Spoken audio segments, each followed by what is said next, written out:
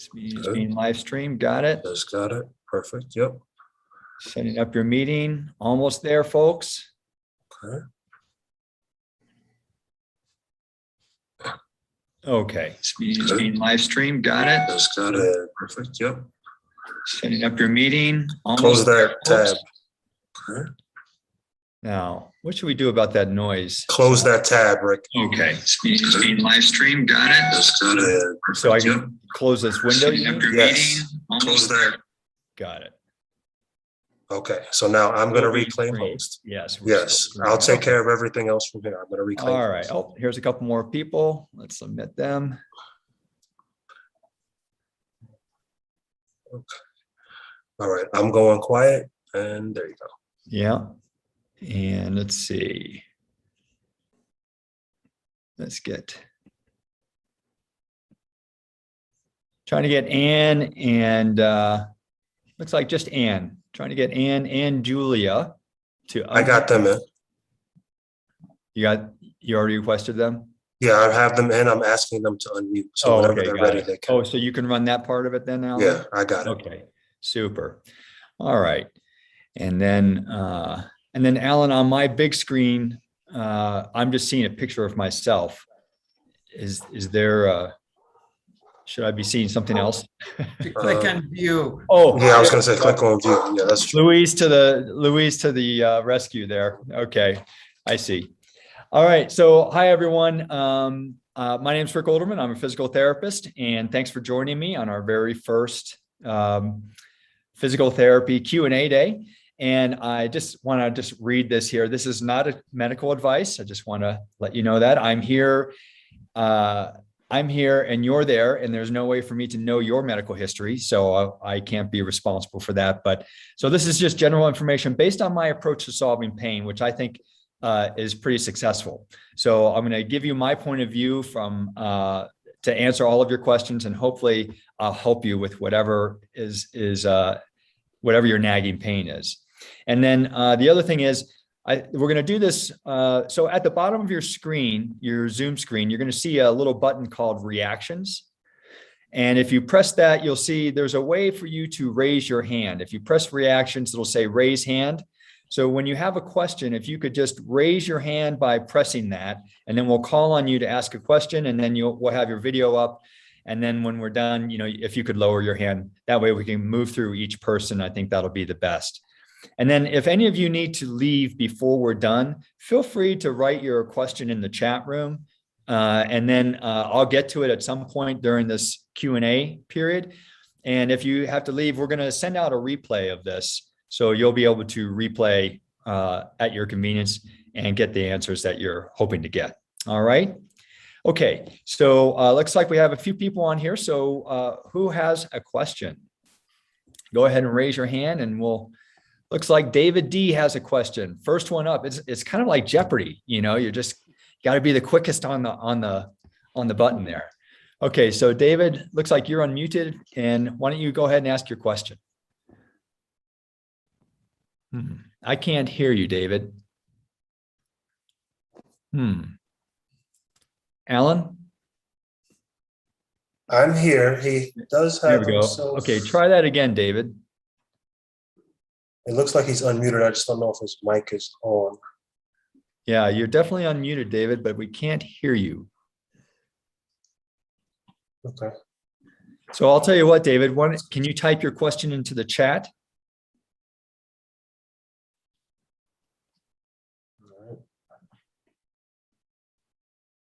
And while you're doing that, let's see if, looks like Ann's hand is up. So Ann, let's see if you ask your question. Yeah, Rick, can you hear me? Yes, I can hear you, Ann. Okay. Excellent. Well, first of all, thanks for doing this. This is just really great. Oh, sure. And Ann, I can't see you though. Okay. Can you hit the little video icon at the lower left part of your screen? There we go. All right. Great. Nice to see you. Likewise.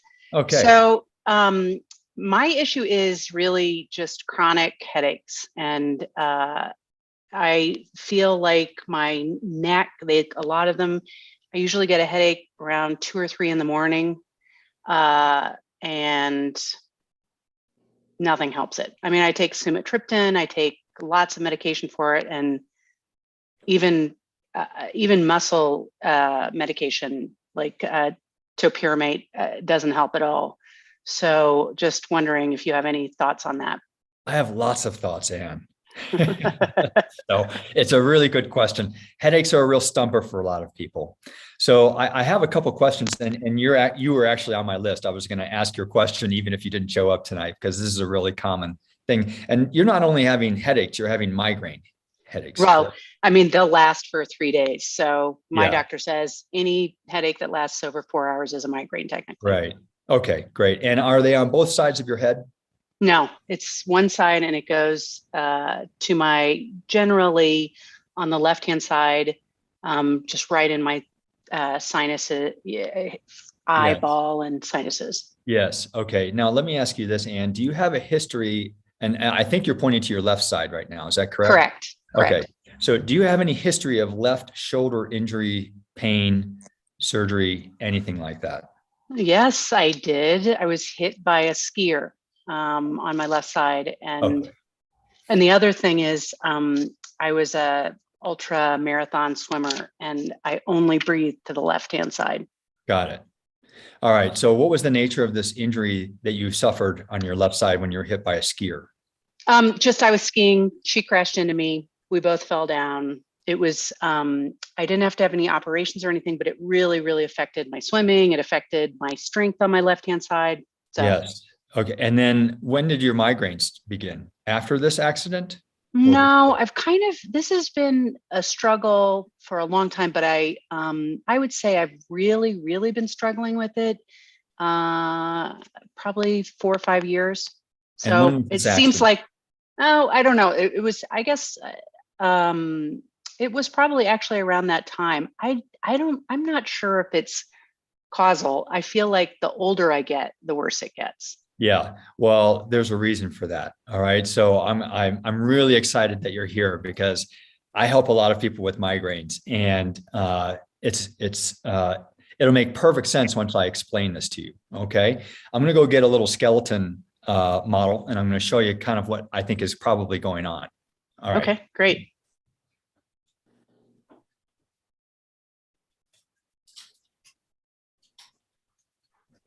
Okay, so let's see. Okay, so the whole basis of the shoulder system, all right, is how the shoulder blade functions here. This is why I'm asking you about previous injuries, because there are significant muscular attachments from the shoulder blade into the base of the skull and the cervical spine. And I have found that this is why you're having unilateral symptoms, is because you have an old injury to one side of your shoulder girdle complex. Now, that can even go as far as left low back pain, hip pain, or any left-sided issue. Because what happens in response to a problem on the left lower leg is that the body develops a pattern that looks like this. It's called a side bending pattern, where we're just going to keep talking about the left side because it's you. So whereby the left rib cage will become lower than the right rib cage. And it's response to an injury somehow, usually along here. But what happens is, because the rib cage is now lower, the shoulder girdle rests on the rib cage. So now the shoulder girdle is lower. All right. And so your head is trying to do this. And so it's stressing the connection between the shoulder blade and the head. Okay. So there's a really easy test to see if this is part of your problem. And what you'll do is you'll have someone. Do you live with anyone? Yeah. Mm-hmm. Okay. My husband. What they're going to do. I'm sorry. My husband. Okay, great. So what they're going to do, I'm not going to ask them to sneak up behind you, but they're going to get up behind you and they're going to put their hands in your short armpits like this. And they're going to lift up your shoulder blades for you, maybe a ½ inch, maybe an inch, something like that. But you need to relax your shoulder girdles to allow him to lift it. Don't try to hold them up yourself. All right. When he's done that, he's going to maybe move them around a little bit to make sure that you're fully relaxed. Your arms should feel like they weigh about 15 to 20 pounds. If you're truly relaxing, they should feel heavy to him. And what you should notice is that whatever tension you have in your neck or head should almost immediately go away within probably 15 to 30 seconds. So when you have symptoms, are you having a headache right now, Ann? Not right now, no. Okay. Do you have any neck pain or anything like that when you turn your head side to side or anything? Yeah, and I've got very Limited? limited Yes. range. Yeah. To both sides? Yeah, to both sides. Okay, so this is going to be our test. You're going to rotate your head side to side. He's going to lift up your shoulder blades for 15, 30 seconds, maybe even a minute. Depends on how well you do at relaxing your shoulder girdle system. And then you're going to turn your head again.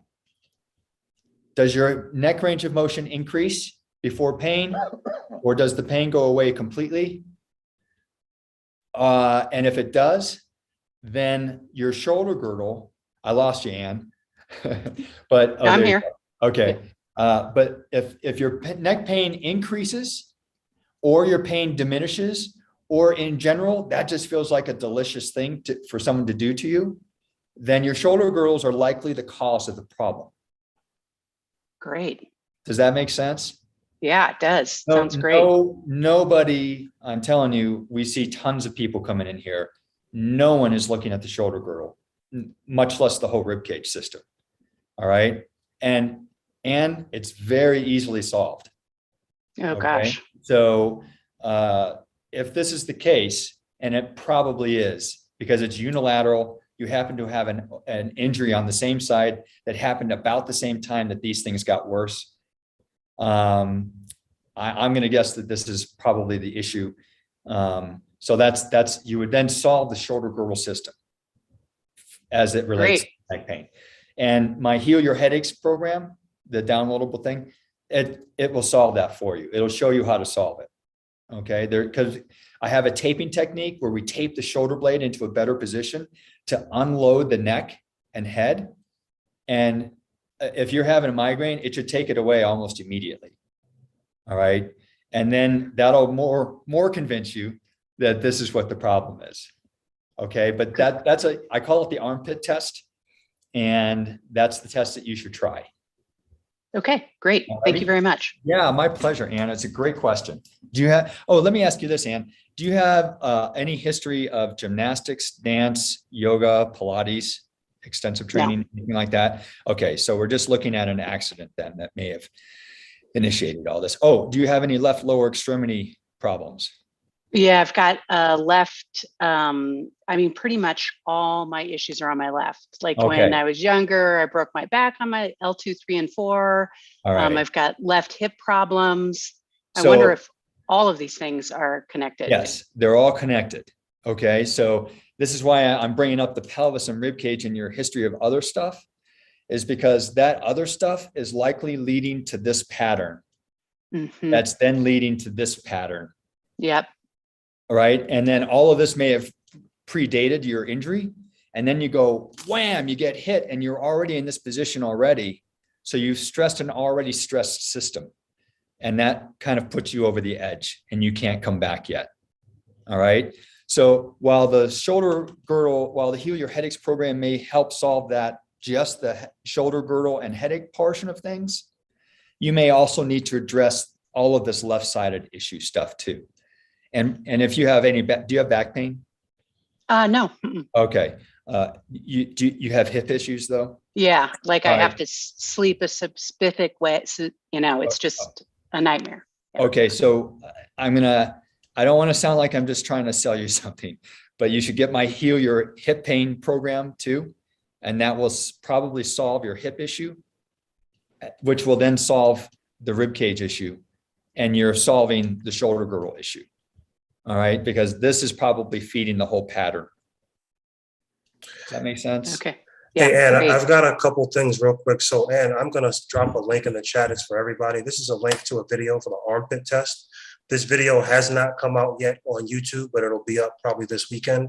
Because you guys are here, you can have this link. Also, if you're interested in any of Rick's programs, this is the link you go to. And then Rick, David has his hand up. I've got his question. And I heard you, David. I heard you make a noise, so I know that you're. Yeah, there you are. It's working. All right, great.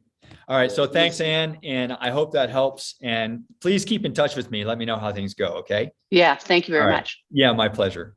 Okay, David, what's your It question? was my bad. I have so many privacy blocks on it that yeah. Oh, okay. Anyway, very sitting intolerant. I was originally diagnosed with piriformis syndrome. I was doing a lot of stretching, but admittedly I was sitting a lot.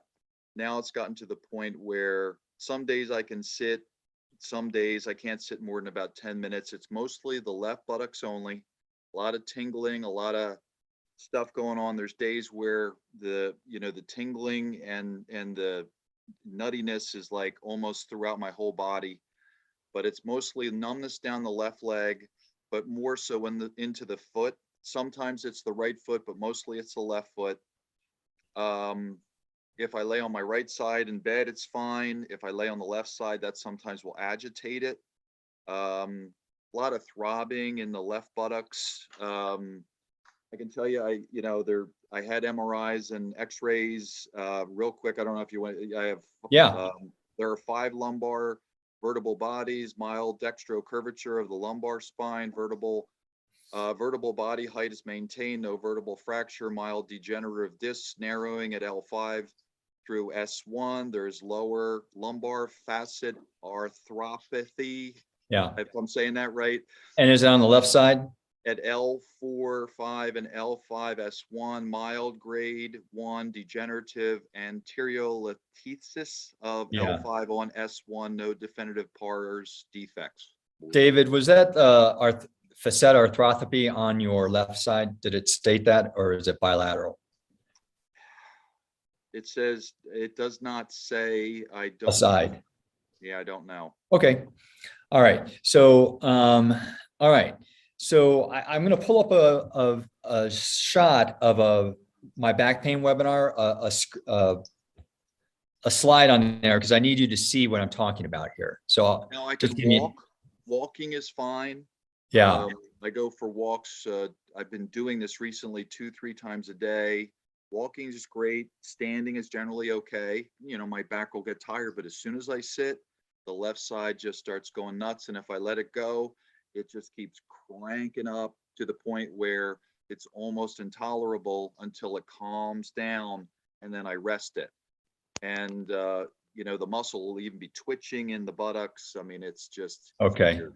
I'm going to show you, Alan. I'm trying to share this screen, and it says the host disabled the participant screen sharing. Can you let me share my screen? Try it now. Okay. All right, here it is. All right. All right. Can you folks see this slide? Will this work for you? Yeah. Okay. Yeah. Yes. David, this is what I want you to, do you have someone who can take a picture of you at home? Yeah, I looked in a mirror. I was on your other webinar last week, and I did look in a mirror, and I would say there's a very slight, looks like an indent. Some kind of crease or something? There's maybe a slight increase on the left side, which Okay. is where, yeah. All right. So just for the other people, much, not as definitive as these people, but yeah, maybe it doesn't need to be. Okay. Yeah, I have these because they're so obvious anyone can see them.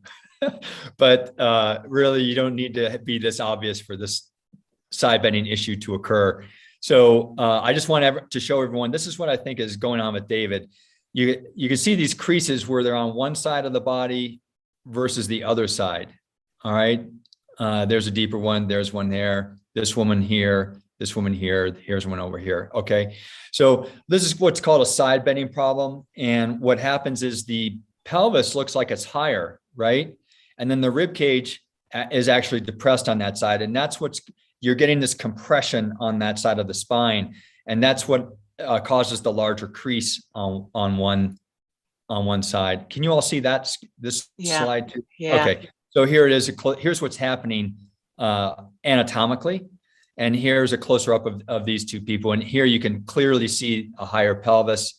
And, we measure this. So I'm going to assume, David, I'm going to go back to the other screen now. I'm going to, let's do this one. No, I'm not to the, oh, here we go. Stop share. Okay. So So I'm going to assume that something like this is going on in you. So piriformis syndrome, so the piriformis muscle, folks, is a small muscle that attaches from here to the top of the thigh bone. All right. It lies deep to the big butt muscle. And so what happens is often what's going on here, David, is that the big butt muscle likely is not functioning well. And so I describe it as a hand muscle. It has lots of functions. It's very powerful. It does a ton of things for our lower body, pelvis, and back. When it doesn't work well, the guys deep to it have to work harder. The piriformis is the first one up to plate. And so it is getting stressed throughout the day, likely because you're not using the butt correctly probably when you're walking. Even though walking doesn't cause pain, right, it's your walking is likely setting up the piriformis is the thing that's handling the walking for you, I'm going to guess. Okay. So do you happen to know, do you lock your knees when you stand? Do you know? Not always. Okay. So most people's gait patterns involve knee locking. And when you lock your knee, what happens is that turns off the butt. And so if you are just taking a step, if you can stand up and just take one step forward, go ahead and do that, David. Just take one step, but stop once your foot touches the ground. Stop. So back up again, because you continued moving once your foot hit the ground. So stop once your foot touches the ground. Pause. Is your foot in front of your body?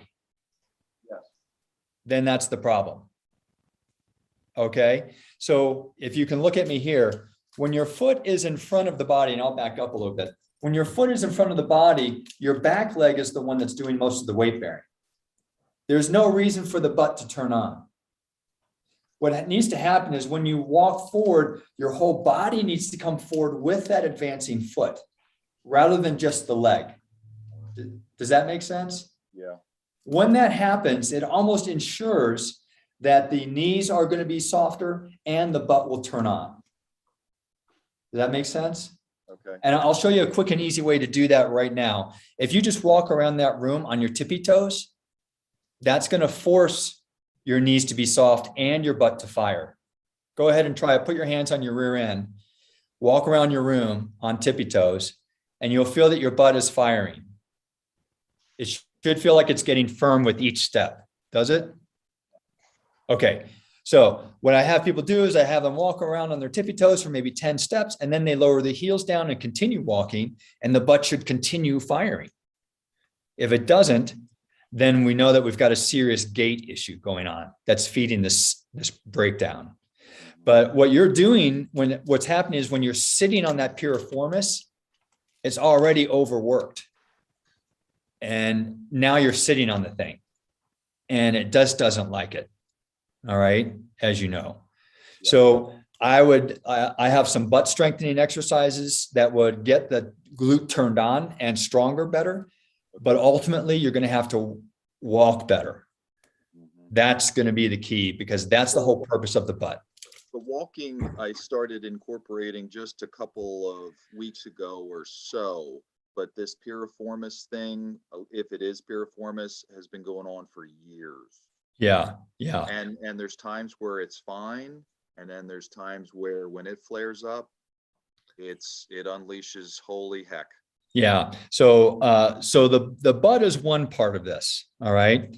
So the other part, and this is why I was asking about that facet arthropathy that's in your MRI.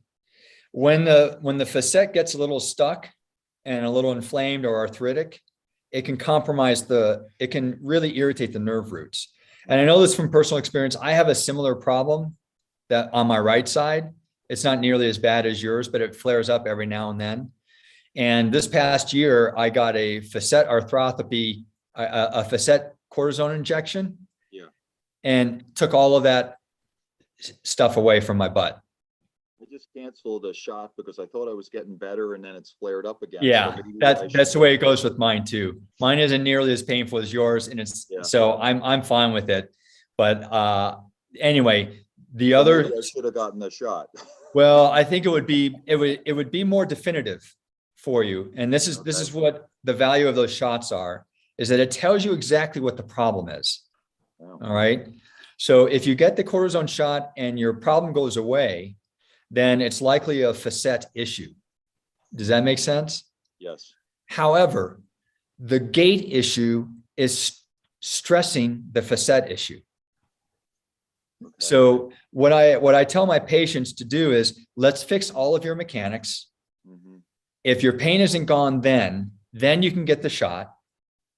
And because fixing the mechanics, if this is your pain threshold, you're right here at all times. And it takes just very little, right?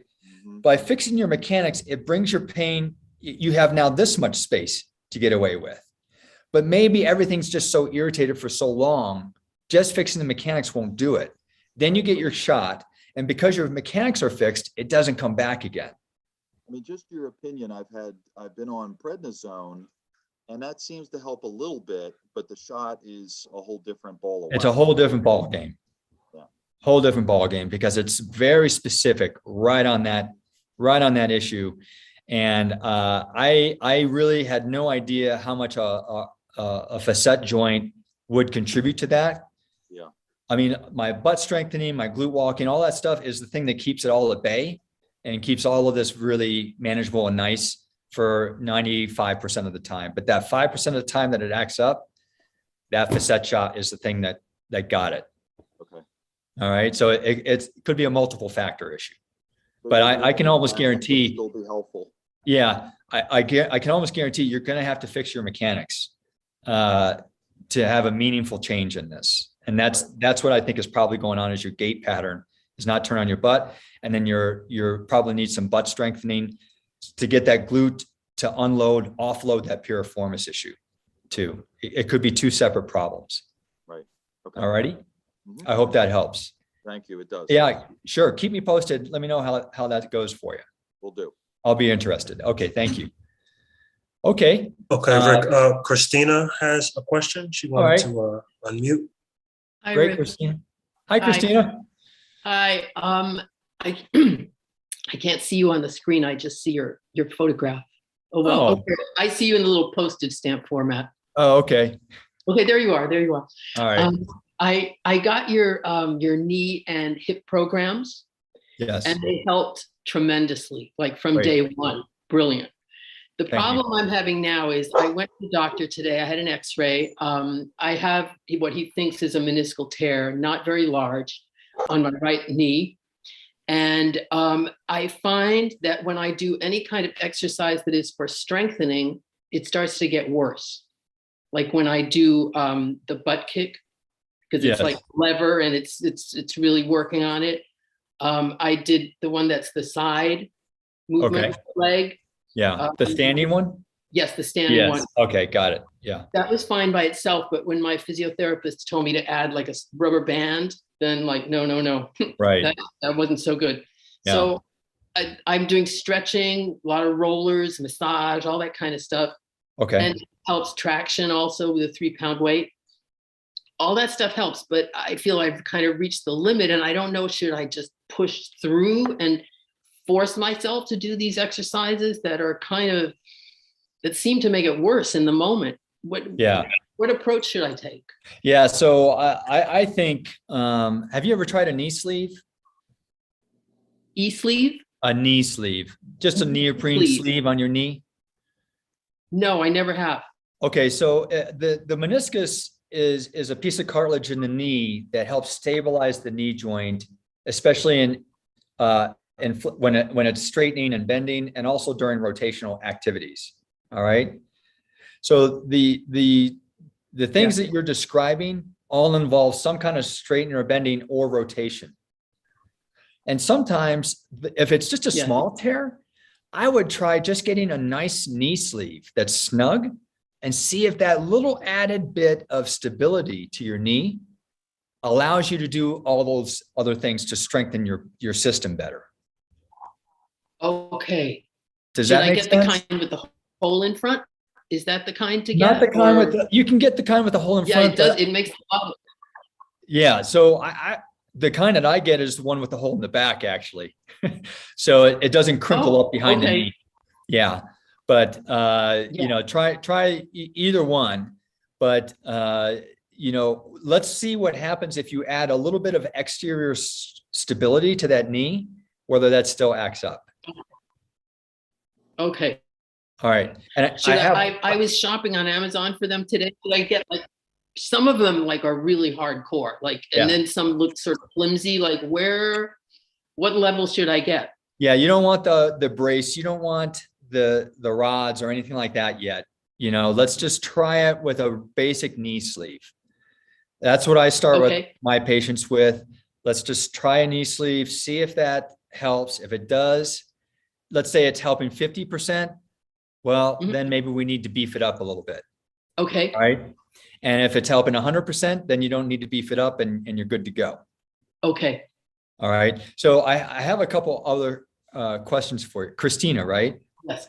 Yeah. So I have a couple other questions for you. Do you happen to have flat feet? They're not flat, but they're pronated. You have a what? I have an arch, a little one. Okay. All right. Which knee is this? The right knee. Is your right foot flatter than your left? I don't know. I thought they were the same. I can look. Yeah. Why don't you look? Wait a minute.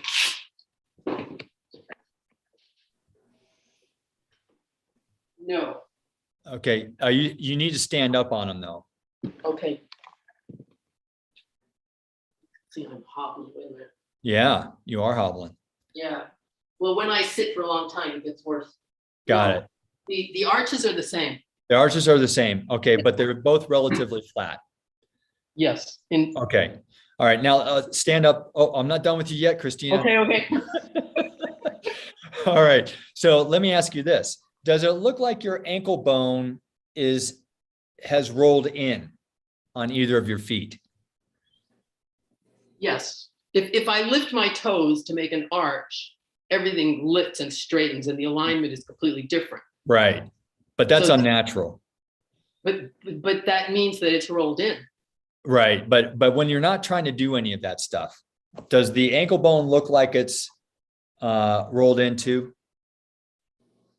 It's on top of the foot. It's not more inward than the foot. Okay. All right. That's what I wanted to know. Yeah. All right. So, gosh. So if you were my patient, I would try this taping technique I have that lifts the arch. It lifts the arch really nicely. And the reason I'm focusing on that is because when you lift the arch, it externally, or I'll show you on this. If we lift this arch, what happens is it rotates the whole lower leg bone out. Yes. All right.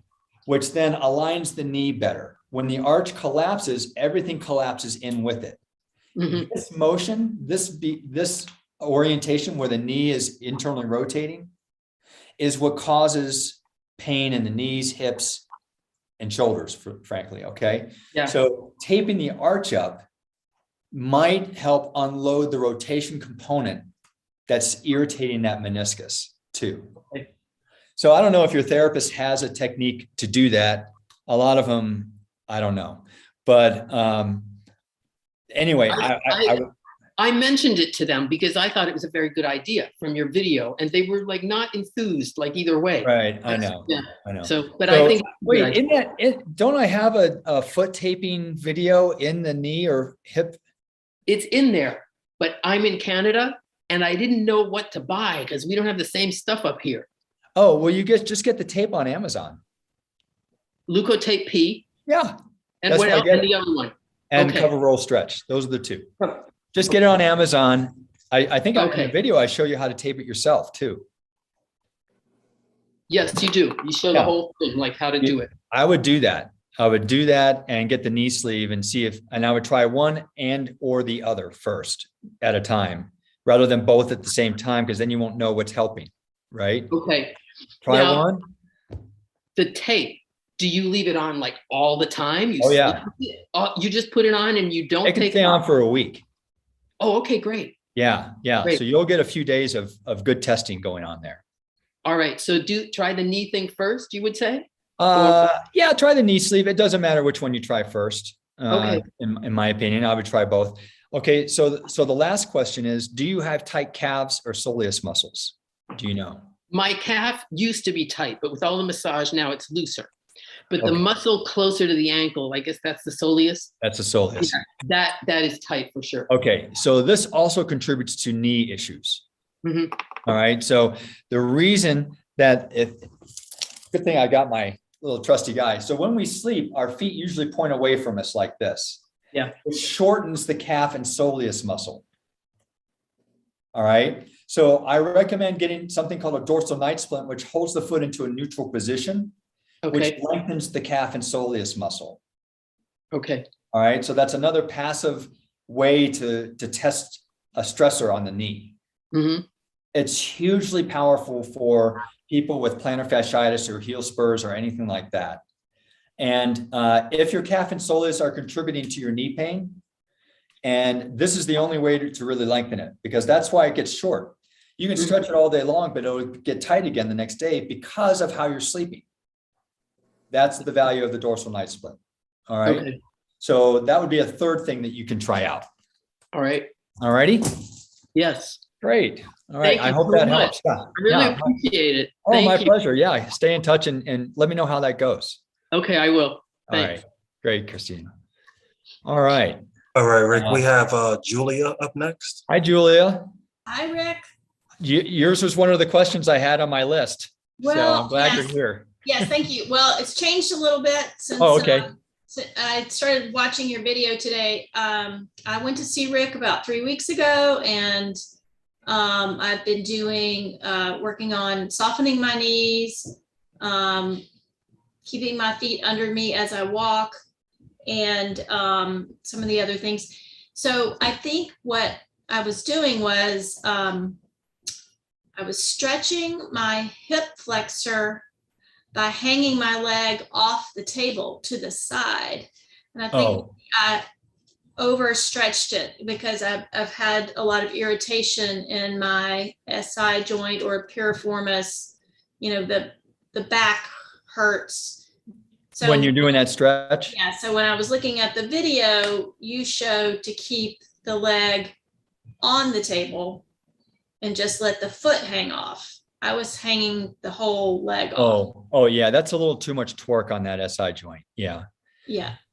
So the other thing, Julia, that I point out in that video is that you should be holding on to that opposite knee pretty securely and close to your chest. Are you doing that? I was, yes, All right. I was. But yeah. and when you say your leg is dropping off the table, is your thigh bone going below the table height when you're doing that stretch? Or is it, Yeah, does yeah. it feel, if it's going Yeah. below it, you don't need to do that stretch because you're already stretched. Okay. All right. So that leads me to think that you may have something like a sway back posture and a posterior pelvic tilt. So anyway, that stretches for people whose legs can't even get down to the table. If yours is going down to the table and can go even further, then I wouldn't mess with it because it's irritating that SI joint to do Yeah. that. And that's why, yeah. But you're absolutely right. You were going down too far. Okay. So my problem in general is too much flexibility rather than too little. So In that stick with the particular strengthening. muscle group, Yeah. yeah. Okay. Well, that's very helpful. Yeah. Yeah. And so let's see. And you said that your hips have remained stable for the past 3 weeks. However, when I started adding exercise and gardening back into my routine, I had a flare up with my piriformis, right? Yeah. Well, Okay. yes. I started back to tennis and it started hurting again. So Yeah. I don't So know. yeah. So in that video, so I think you've probably just done the pain reduction part of the video, right? Right. You might be ready then for the restoration phase, the strengthening phase, because in that phase, I have a runner's lunge and I think a Neanderthal lunge, if I'm remembering correctly. Both of those things will prepare you for tennis and gardening and things like that. So I would recommend getting into those two specific strengthening issues. They're going to train your body to be able to bend forward and learn how to use your leg muscles instead of your back and turn on your butt and all that kind of good stuff. So try that for about 3 weeks before I go back to those quick tennis motions? Well, you know what? It depends. If you feel like you're making rapid progress with that strengthening, I mean, it can be certainly sooner than 3 weeks. Yeah, it really depends on, where you are. Like if it's like, wow, this is a real struggle the first day, and by day 3, you're just like, wow, this is a lot easier. I think I'm figuring this out. Because what most of all of this stuff is, guys, is that this is a neurological disconnect between your brain and your body and how to use it correctly. And those exercises are reconnecting those circuits in your brain and your body. And when you do that correctly, you'll see a rapid increase in strength, because it's not that you're truly weak. It's that your brain has forgotten to use those muscles well. And so that's what those restoration exercises will do, is get your brain to use those muscles better to prepare you for those other things. It's not a true weakness thing. Like if I was doing biceps curls and I wanted to try and get up to, 40-pound dumbbells or something, that's not the same thing. Does that make sense? Yes. All right. Yeah. Thank you. Thanks, Julia, for being here. I appreciate it. Thank you. Okay. All right. Okay, so not to put anybody on the spot, but we have Louise and Jan that haven't asked a question. Okay. Either of you want to say anything? Anyone? And you don't have to. I've got other questions here to read off if you don't have a question and you just like listening to me talk. That seems like the consensus. Yeah, it's hard for me to believe. Okay, so well, let me go after. Here's another question from Debbie. Any thoughts on chronic bilateral, which means both hands, neuropathic hand pain at night? Very painful and have had on and off for a few years. PT and chiropractic have not been very effective. Maybe you know a unique sleep position, a good CBD brand, or other idea. I'm not diabetic. I exercise regularly, including Pilates. I had a reprieve of this condition for 2+ weeks when I had COVID, but it has returned now. COVID is inflammatory, so it seems like my symptoms should have gotten worse. All right. So whenever we hear of bilateral numbness and tingling, we automatically think nerves coming out of the neck. There's some problem there. And most people, and she's already been through PT and chiropractic. This is the first plan of attack for almost all medical practitioners, is the neck. All right. Clearly that hasn't worked for her. So what a lot of practitioners don't understand is, once again, this goes back to Anne's question, is the influence of the shoulder girdle system on the neck. So I would recommend, Debbie, that you do the same thing that I recommended to Anne. Have someone stand behind you, hold up your shoulder blades, and see if your symptoms reduce. Now, because your hands are in the armpit, this is where all the nerves are that go down the hands. So it might not be the best test for you, because you're compressing the nerves that are already irritated just by having your hands in that armpit. But that would be my first thing that I would try to see if there's any change in your symptoms by lifting the shoulder girdles. What are we doing? We're lifting the shoulder girdles off of the neck. There's one particular muscle called the levator scapula, which runs from the corner of the shoulder blade here up into C1, 2, 3, and 4. And so when you've got a shoulder girdle system and it isn't working, it's hanging on the neck and it's causing compression, side bending, and rotation in the vertebra if it's an asymmetrical hang from one side to the other. All right. So Debbie, this is what I would first try to do, is assess whether that shoulder girdle is the issue. And just like I said to Anne, I've got this great taping technique that will unload the weight of the shoulder system from the neck. And if that helps you, you know it's the shoulder problem. All right. And Debbie, especially if you have a history of any kind of, shoulder, upper body injury, old surgeries, aches and pains, rotator cuff tears, arthritis, things like that, it's even more likely that you've got this issue. The last thing I'm going to say, and this was the question I asked Anne at the very beginning, was if you've done anything like a lot of gymnastics, dance, yoga, or Pilates, you are more prone to this type of issue, because those disciplines train the scapula to depress. And that is the problem. Their cueing is that you bring the shoulder blades down and back is usually the cue that you hear in these kinds of trainings, because it creates this long, pretty looking neck, but it is the opposite of correct function. And so, Debbie, that would be my other question to you. Not only injuries, but have you had this training and participated in that? And if so, I have high hopes for you. Okay. Because this is likely the problem. All right. And okay. So that was me going on. And did anyone get the courage to ask their question yet? And if not, I've got other questions from other people. I've got one more. Oh, it looks like Louise. Louise. All right. Where are you, Louise? You're muted. If you can unmute. There you go. Okay. Hello. Hi, very nice to see you.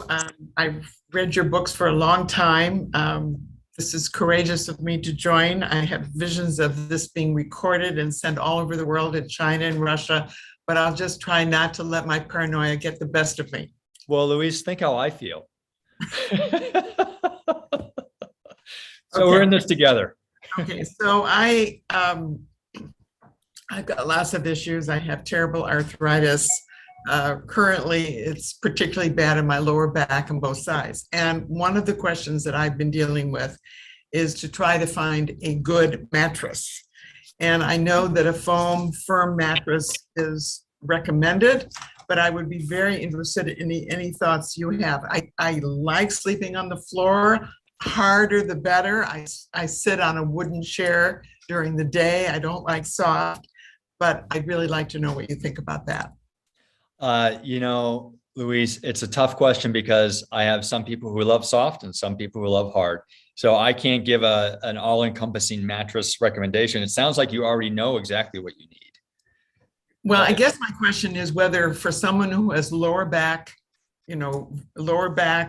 pain, it's especially terrible when I wake up in the morning, as most people say, and then as I move around, it's much better. And I've used lidocaine patches and I've tried all kinds of meds. I am trying to be very off of NSAIDs now because I'm convinced that they're not good for my body. So, but the question is, generally speaking, with this kind of thing, I understand that the best thing is a really, really firm mattress that is just like a wooden board practically.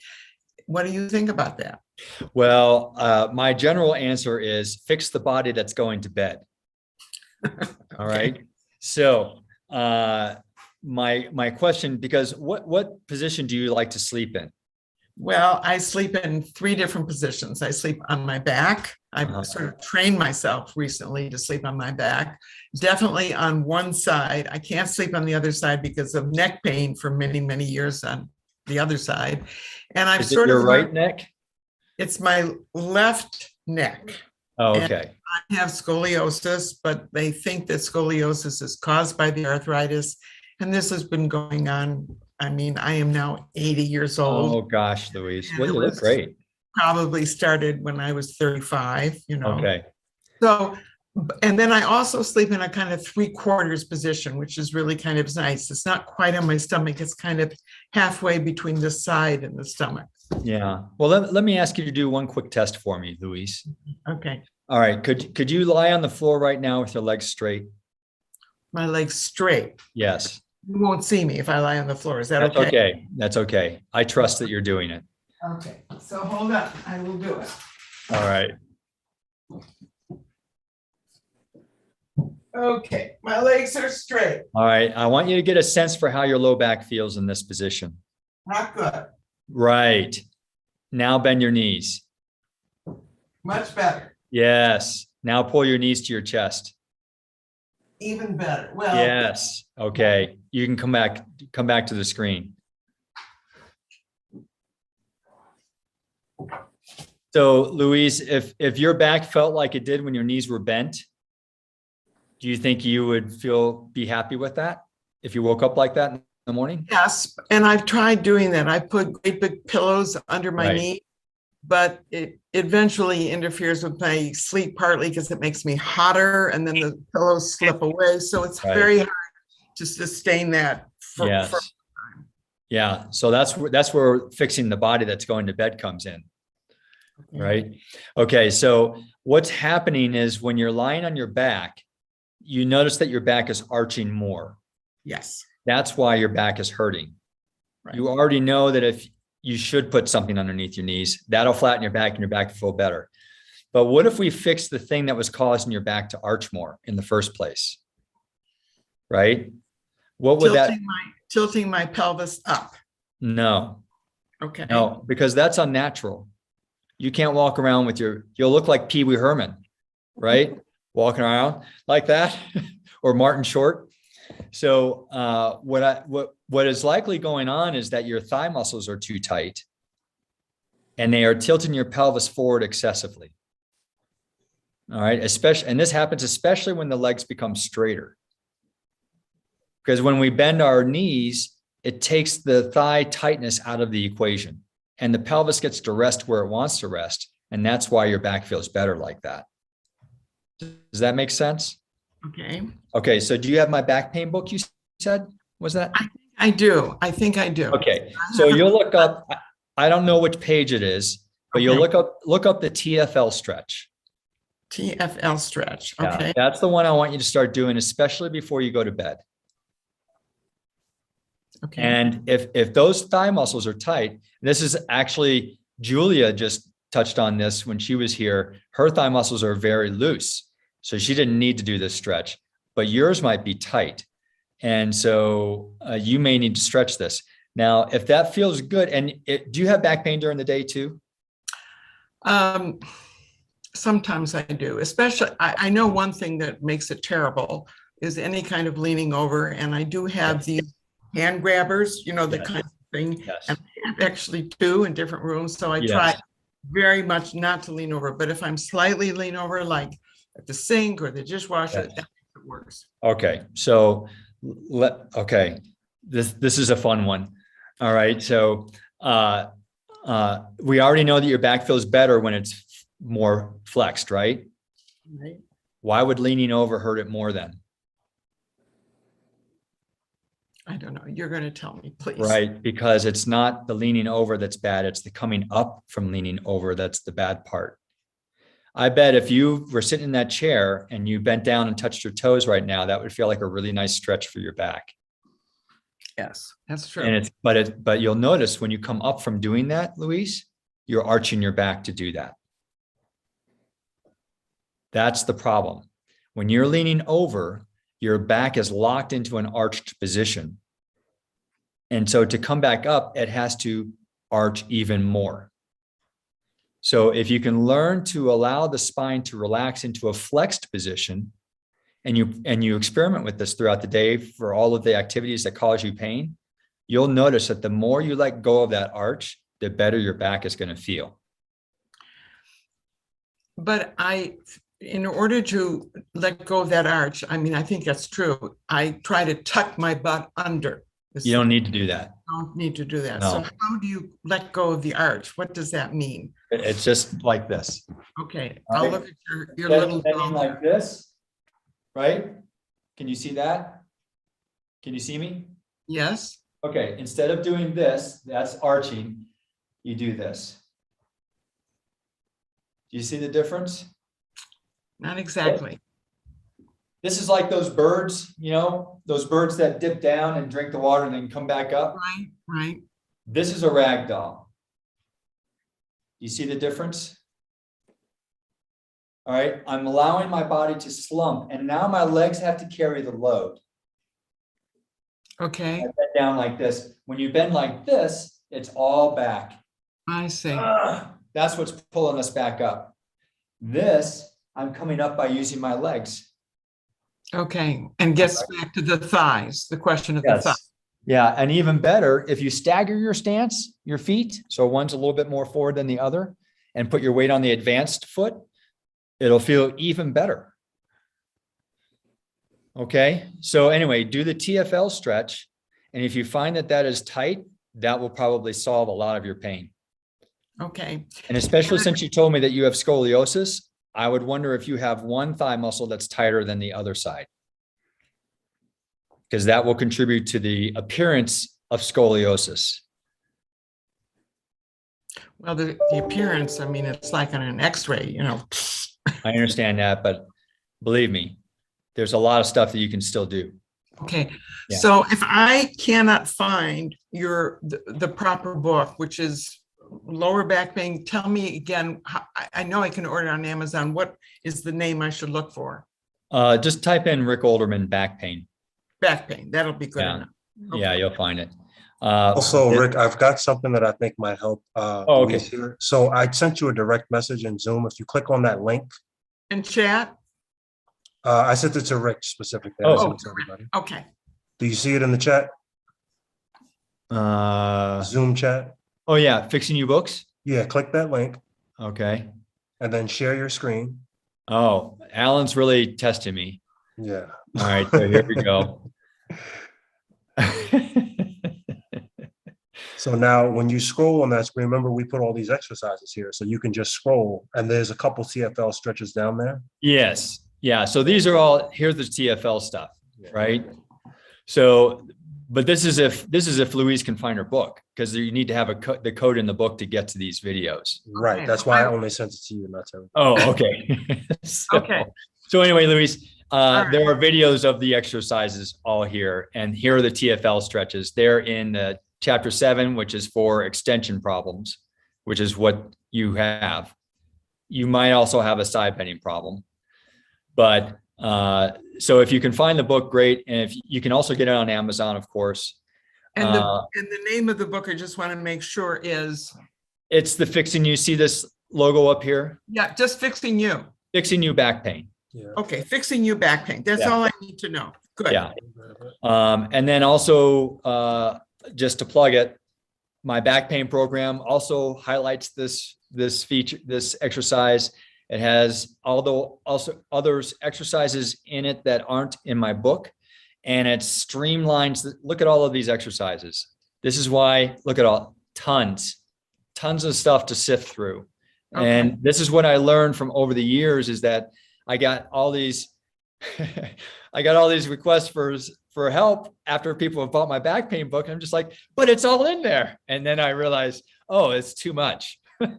So over the years of me owning this clinic for the last 10 years, I've seen the patterns that most people have that are causing their pain. And that's why I created the downloadable back pain and other pain programs, is because you don't have to sift through 70 different exercises.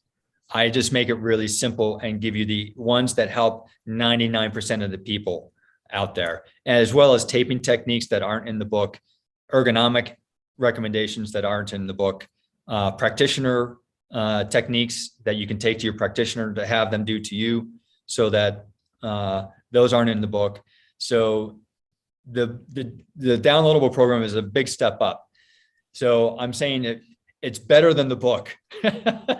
So when you say a downloadable program, this is something you get on the internet, and is it a combination of pictures and text?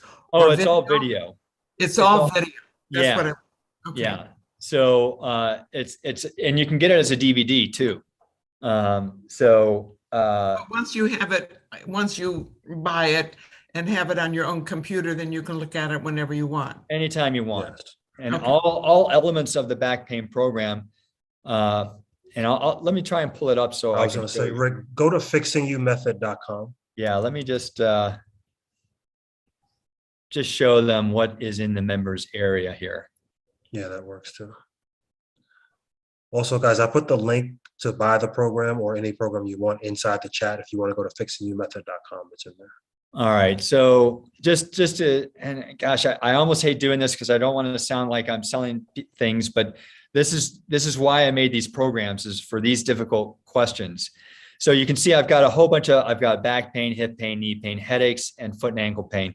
So if we go to the back pain one, there's a video, watch this first, an introduction, but the pain reduction stuff is the stuff that's going to reduce your pain. Then once and this is what I was going over with Julia just a little while ago, she's in the pain reduction phase of things and she's feeling better, but she's trying to get back to gardening. And that's where she needs the restoration and strength phase now. So we got to eliminate your pain first, then we go through the strengthening to get you back to life. And then there's, changing habits, which is all feeding all of this, like the bending over stuff I just showed you. Extra help is the practitioner help. And, you can watch the whole thing as a full video. But the nice thing is that you can download all of these videos. Like if we pull up this one, you can watch it here, or you can download it onto your computer. Or when you buy it, you can get the DVD, which has all of this on it too. All right. So I wanted to try and make it happy for everyone. But in addition to that, I have these somatic movement lessons things, right? And somatics is about reducing tension. And this is what I was going to mention to you, Louise. You might benefit from tension reduction exercises to help you unlock your body a little bit more. All right. So these are the ones specific for back pain. But down here in this area, I have a bonus area of audio lessons that are hugely powerful for a lot of people. And you just listen to them, you do the movements, and your body will usually feel better. You're going to learn a lot about your body by using this bonus material. So they each target a different pattern of movement. Here's back, here's front, here's waist, here's rotation, here's hip movements, neck movements, breathing, and walking. So there's a whole bunch of stuff packed into this program that's, that you'll have access to. And it's just so much more comprehensive, but I've also made it simpler than what's in my books, because I was trying to help everybody's any possible iteration of back pain. I wanted them to find that answer in the book. It was too much for a lot of people. And this is a lot simpler.